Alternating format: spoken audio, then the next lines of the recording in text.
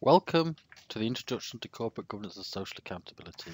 Recorded this short little video just to give an idea what the course is around so that it can help you in making your selections for your options. Basically, as you can see from this picture, this is an examination of the financial implications of the ownership of companies and of how that ownership is managed. But there are also other more important philosophical areas in the course. There's quite a lot of economics, as well as politics, and even some sociology. What we're looking at is managing the conflict inherent in business. Ever since business split between owners and the people who actually ran the business, there has existed conflict. Initially, Adam Smith, a man who would turn in his grave at the behaviour of the Adam Smith Institute, believed that all people would be self-employed. Effectively be an apprentice for a while and probably pay for the privilege, but once you were qualified, you would go out on your own. You may work with other people, you may be part of a collective, you may be part of specialisation, but all people working would have a share in the business, all people would have a share in the profits at the end. Of course, we now know that what happened eventually was that the business got bigger, we broke into two groups, the employers and the employed. And as these businesses have grown, these conflicts have developed and got worse. And the conflict has now moved from just being between owners and managers, but between owners, managers, and society in general. A three-sided fight, if you like.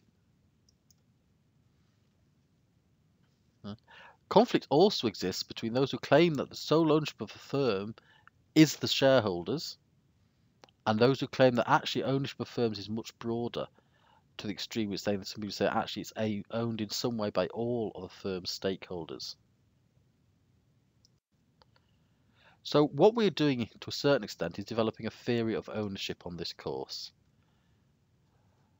To understand at first why the conflict exists, you have to understand that not everybody accepts that the shareholders own a business. If you did A-level economics or high school economics, you'll have done the little bit where you said, what is a share? A share is if there are 100 shares in a business and you own one, you own 100th of the business. Well, in fact, we reject that from the very beginning and try to argue, so that's a very, very, very artificial way of looking at the ownership of a firm. And once we decide who owns a firm, we can start to make decisions about how we should be in the business and whose interests it should be run. But a major part of the issue is not just arguing over who has ownership, it's actually then pointing out, once we've decided who has ownership, how do we actually get the firm to be run in their interests? One of the interesting things is that many of the biggest disasters, for instance Enron, have been done in firms where their owners and managers all agreed that shareholder value was paramount. But because the owners were being fleeced, the share owners that is were being fleeced, then the company eventually collapsed, but all that they did was in the name of shareholder value. To a certain extent, this is because you cannot con an honest man, and the dishonesty of the owners of the shares allowed them to be conned by the managers. So who should do this module? If you have any interest in being a managing consultant within a large organisation, then I think this is a module for you, because it'll help you understand why there are such complex relationships, why they are importance of reporting, why the clear knowledge of making sure that how an organisation is well run is important. I think if your role is in the public sector, or if your role in regulation or governance, then this is definitely a good place for you to go, because you'll see how do we actually regulate, how do we govern, how do we make sure that organisations are run properly and correctly and fairly. But finally, if your ambition is to accrue as much money for yourself as possible, if your ambition is to be dishonestly make yourself wealthy, to make sure that you get a bigger maximum share of the resources, what we would refer to as the surplus, we will look beyond profit and look at the economic profit of a company, i.e. all the sources of interest it generates, so the interest, profit, wages, high bonuses, all of these. And if you're the sort of person who has scant regard for anyone else's wishes and wishes to make yourself as rich as possible, then again, this is probably the module for you. 16 1.5 hour taught discussion sessions. All lectures are delivered like this video, recorded. We do not waste time with me sat in front of a class. The whole point is you watch a video, Then we get into class, then we debate and discuss the issues. There are 2 movies that provide case studies and background. So 1 2-hour mock exam done on the honour system whenever you feel like it.